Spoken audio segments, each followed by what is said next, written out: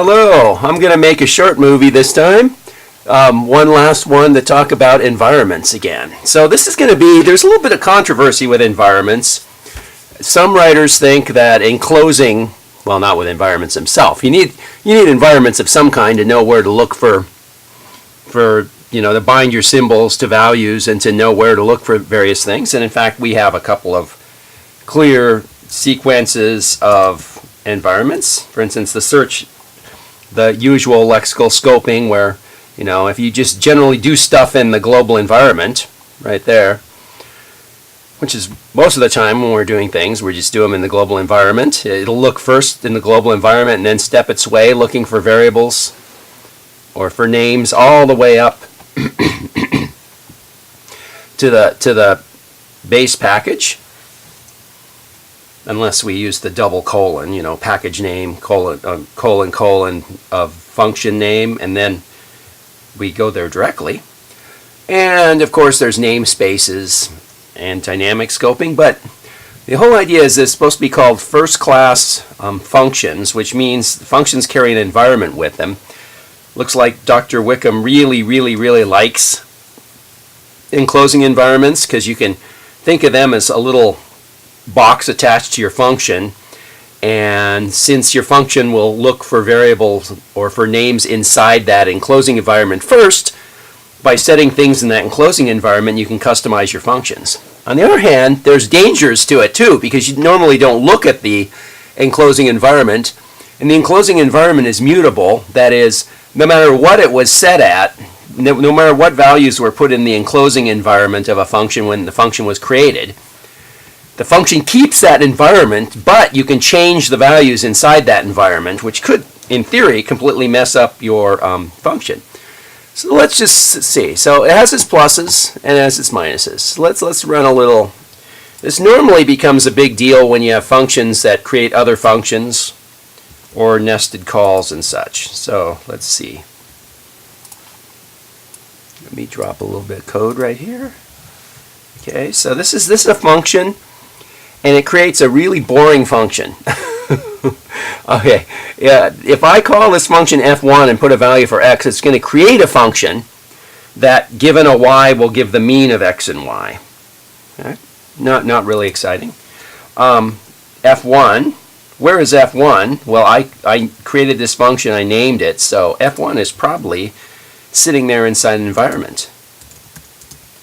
And it's probably in the global environment because that's where I made it. Oh, look at that, in the global environment. And of course, the parent environment of the global environment is tools UI. In fact, we saw that in the search path. See, so we're just stepping our way up here. There is no out yet because we haven't actually run this function. So until we run it, because of lazy evaluation, it's not even going to try to create a function. So let's actually use it. So I will say, oh, I want to create a function. I'll call it f2. How original. That's going to be a function that averages a number with the number 10. I know. You can make much more useful and exciting versions of these. In the advanced R book, they show how it can be used for creating functions that are used for, compute likelihoods that can be passed to optimization routines and so on. So it does have its use. Okay, now that I've actually run f1 with the value 10, it's going to create a function, and the function it creates is mean of x and y.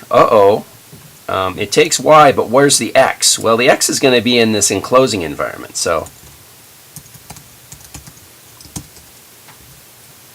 now let's look at all the parts of it. There's the environment of f2. There's the body of f2. There's the formals of f2. Okay. Why?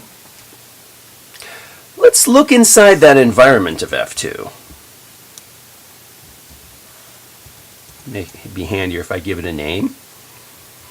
Okay, let's go ls string of e. Okay, notice this. You got to think of the function f2 as being wrapped inside this kind of cloud that follows it around. That's the enclosing environment. And that enclosing environment has a variable out, which is function. That came from running, that was in the evaluation environment of F1.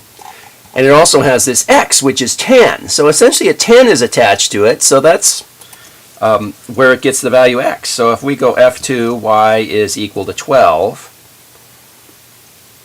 it's going to take the 12 and average it with 10 and give 11. Okay, really exciting, huh? All right. Now here's the catch. What happens if you look for a function mean? Oops. I wonder if where will do it. Oop. Oh, I haven't written where. Sorry. I don't want to load where right now. So here's really quickly what can go wrong with an enclosing environment. So at any time I actually can reach, nothing is stopping me, unless I lock the bindings, nothing is stopping me from reaching inside this environment around F2 and changing things. So for instance, I could change the 10, but I can do even more evil things. So watch this and quiver in fear. So this function, among other things, uses a function called mean. Now where does that function come from? Well, what it's going to do is it's going to look for the function mean. It's generally going to hop its way all the way up the path until it finds the function mean. Okay. So, let's see. What I could do is I actually could redefine mean inside that enclosing environment. So what was our enclosing environment again? Here it is.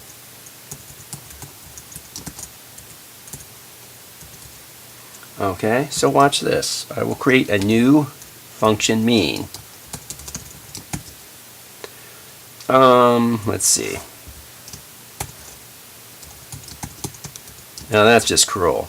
Okay, I've created a new function mean that adds up the logs of the values in x.